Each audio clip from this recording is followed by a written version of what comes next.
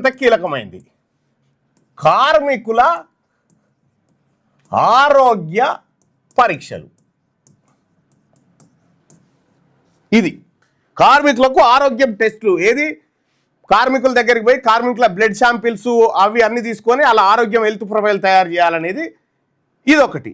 ఈ రకమైనటువంటి 11 పనులు చేయాలని భారత ప్రభుత్వ చట్టం 1996 యాక్ట్ 27 ప్రకారం ఇది చెప్తా ఉంది. సెక్షన్ 22లో సంక్షేమ పథకాలకు సంబంధించినటువంటి అంశం ఇది. ఇవి చేయాలి. మరి తెలంగాణ రాష్ట్రంలో ఏం చేసిరు ఇది ఒక్కసారి చూద్దాం. తెలంగాణలో దీని అమలు ఎట్లా ఉంది? ఈ స్కీమ్ అమలు చాలా పరిశాన్ అవుతారు.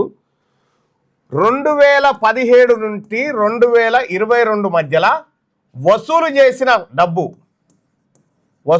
అంటే నిర్మాణ రంగాల దగ్గర చేసిన డబ్బు ఎంత అంటే 2557 కోట్లు 0.78 కోట్లు.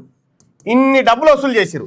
ఇన్ని డబ్బులు వసూలు చేసినటువంటి డబ్బులను సంక్షేమ బోర్డు ఖాతాలో వేయాలి కదా, ఖాతాలో వేయలే, వాళ్ళ ఖాతాలో వేయలే. ఇక సంక్షేమ బోర్డు ఇందులో మొత్తం ఖర్చు పెట్టాలి. ఇంకా ఏమైనా ఉంటే ప్రభుత్వం కలపాలి. ప్రభుత్వం కలిపి ఈ 2500 5,000 కోట్లు ఖర్చు పెట్టి సంక్షేమం కాంక్షించాలి. కానీ అది చేయకపోగా ఈ 5 ఏళ్లలో 2017 నుండి 2022 వరకు చేసిన ఖర్చు కేవలం 601 కోటి. 602 కోట్లు వేసుకో. ఇక 602 కోట్లు 602 కోట్లు ఖర్చు చేసింది. అంటే ఎన్ని పైసలు మిగిలిన ఇంకిన్లా? 1955 కోట్లు. 1955 కోట్ల రూపాయలు కార్మికుల సొమ్ము, కార్మికుల చెమట, కార్మికుల రక్తాన్ని ప్రభుత్వం దొంగతనంగా ఎత్తుకపోయింది. అటు సంక్షేమ బోర్డులో జమ చేయకుండా.